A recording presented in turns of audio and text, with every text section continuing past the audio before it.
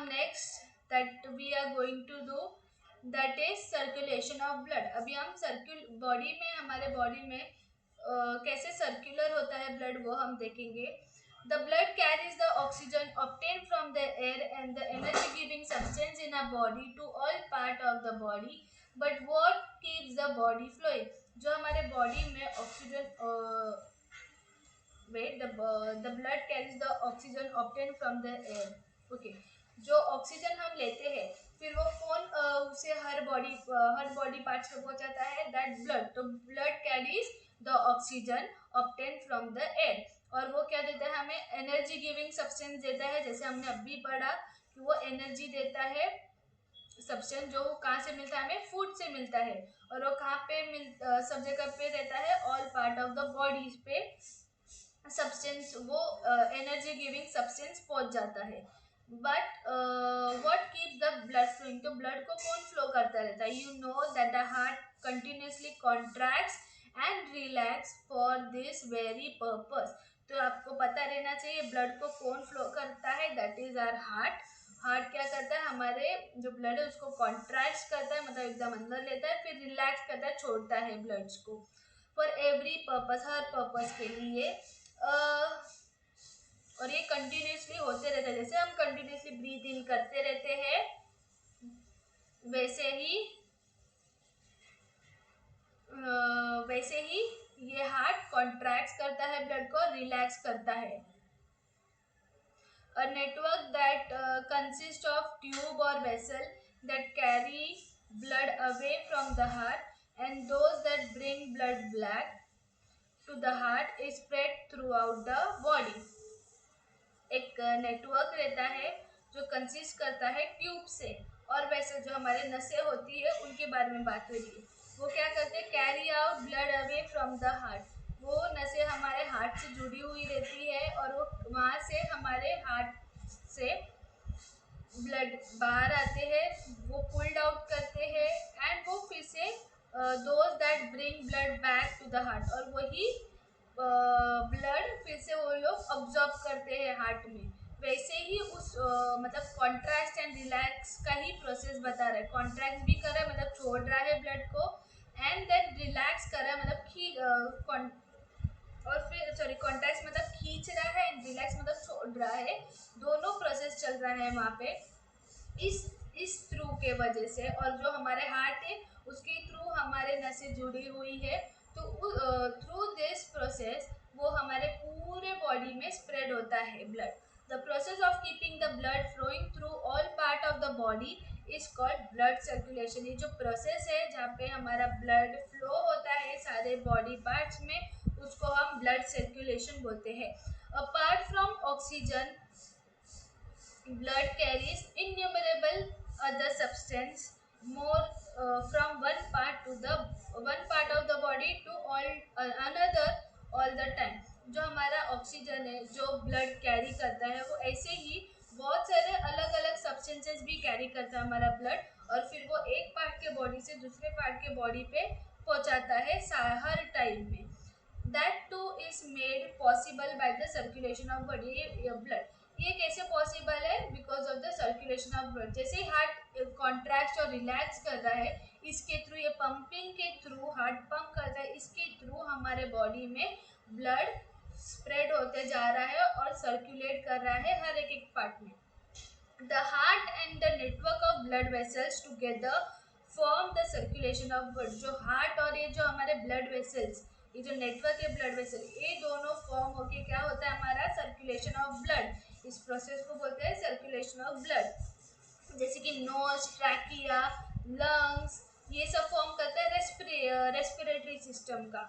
और oesophagus mouth stomach small intestine large intestine फिर हमारे दोनों glands liver and pancreas then anus ये सब हमारा क्या है ये फॉर्म होता है हमारा डाइजेशन प्रोसेस. वैसे ही ये as long as we are alive the process of blood circulation goes on continuously day and night.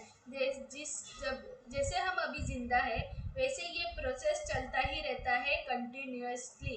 चाहे वो दिन हो या रात हो ये कभी नहीं रुकता है चलता ही रहता है.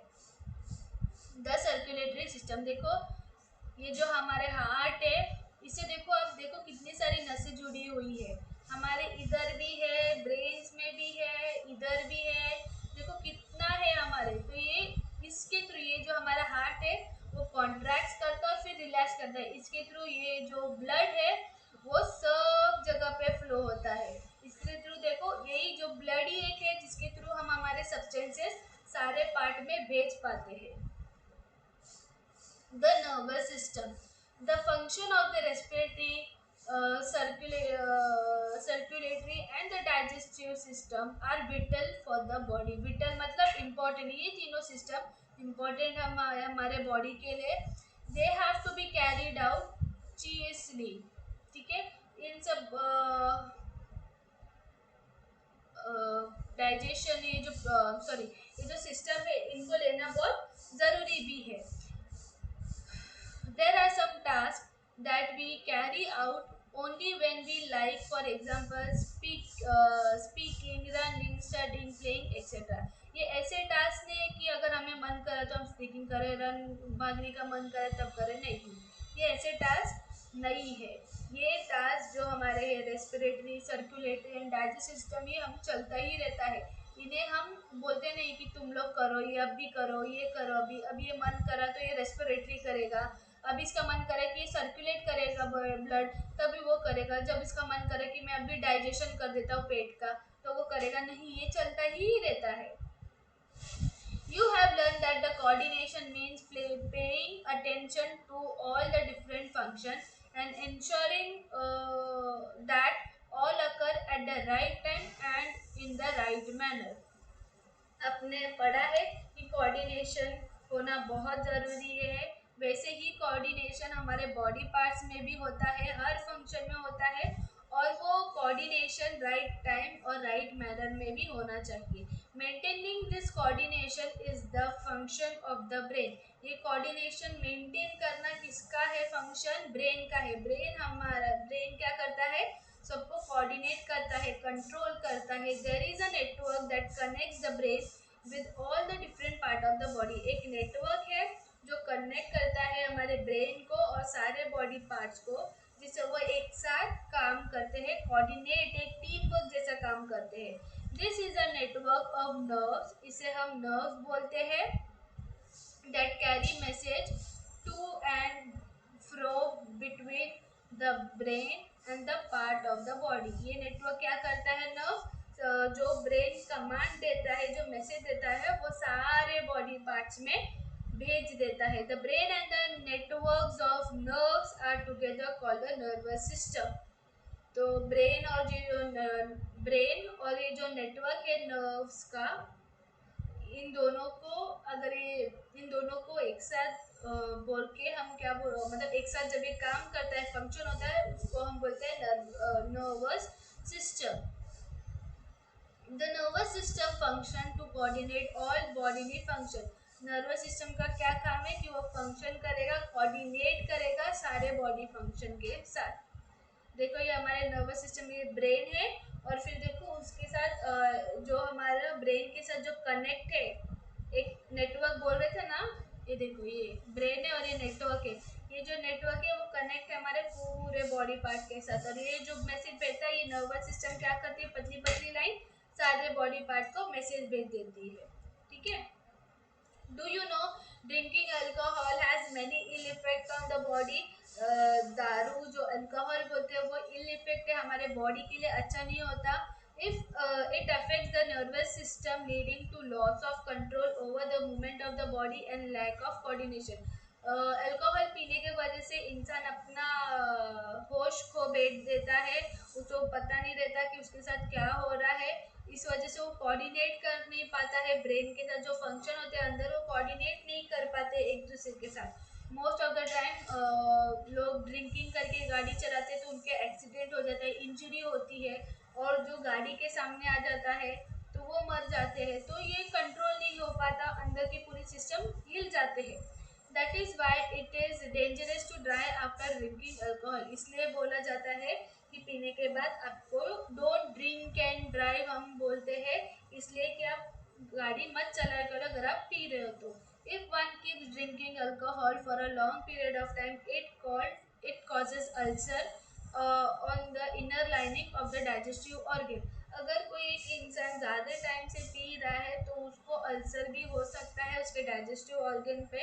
It can seriously affect the function of the liver and kidney. ये ज़्यादा किधर सीरियस अफेक्ट पड़ेगा हमारे लिवर और किडनी पे.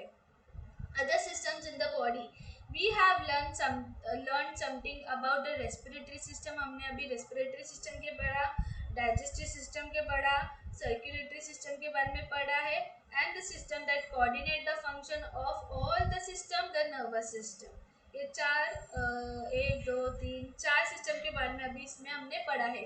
Beside it, there are several other system in a body. इसके अलावा भी हमारे बॉडी में और दूसरे दूसरे सिस्टम्स होते हैं जो काम करते हैं. For example the skeletal system. Skeletal system मतलब जो हमारे हड्डी है, बोन्स है, वो वाला system with support and shape to the body. वो क्या करता है, सपोर्ट करता है और शेप देता है बॉडी को. जैसे देखो ये हमारी हड्डी है तो स्केलेटल सिस्टम में ये क्या दे रहा है, हमारे बॉडी को शेप दे रहा है. देखो मेरे हाथ को शेप किया, जैसे आपको हाथ को शेप किया है, आपके बॉडी को शेप किया, वो उसका फंक्शन है. और वो क्या करता है, प्रोटेक्ट करता है इम्पोर्टेंट ऑर्गन्स को इनसाइड इट. अब ये हड्डी है, हड्डियों के इधर ही हमारे नर्व्स है, तो ये हड्डी क्या करती है, हेल्प करती है कि हम में इसके जो अंदर के ऑर्गन है उसे प्रोटेक्ट कर सको. फिर दूसरा आता है द एक्सक्रीटरी सिस्टम, जो एक्सपेल करता है the waste substance that formed in the body. जो वेस्ट सब्सटेंस बच जाता है लार्ज इंटेस्टाइन में, जो भेज दिया जाता है वो सब्सटेंस, वो एक्सपेल किया जाता है through the anus. The working of they all this system is extremely complex. ये जो सारे सिस्टम है जो ये काम होते हैं, ये बहुत इजी नहीं होता, ये बहुत डिफिकल्ट होता है. But it is important to have information about him. और ये बहुत ज़रूरी है कि हमें इनके बारे में पता हो.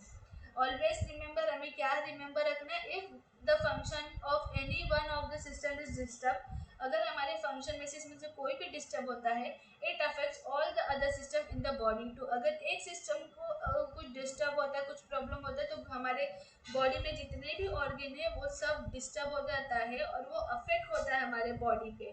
ठीक है, इसके क्वेश्चन आंसर आपको मिल गए हैं आपके व्हाट्सएप ग्रुप के, देख लीजिए. ठीक है, बाय.